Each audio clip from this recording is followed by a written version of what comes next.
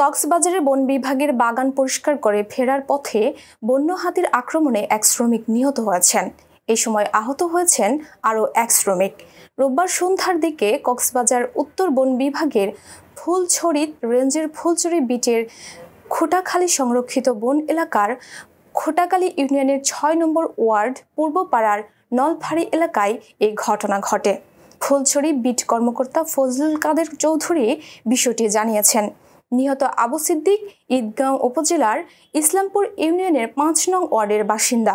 অন্য শ্রমিকদের সঙ্গে তারা দুজনও বাগান পরিষ্কার কাজ করতে গিয়েছিলেন। ফুলছড়ি বিট কর্মকর্তা ফজলুল কাদের চৌধুরী জানান, প্রতিদিনের মতো শ্রমিকরা বাগান পরিষ্কার করতে যান।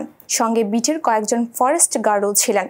কাজ শেষে সন্ধ্যার আগে শ্রমিকরা বাড়ি ফেরার পথে নলফাড়ি এলাকায় পৌঁছালে হঠাৎ বনের ভেতরে উতু পেতে থাকা একটি বন্য হাতি প্রথমে ইলিয়াসকে শুঁড় দিয়ে আছড়ে আহত করে, পরে পেছনে থাকা আবু সিদ্দিককে পায়ে পিষ্ট করে মৃত্যু নিশ্চিত করে।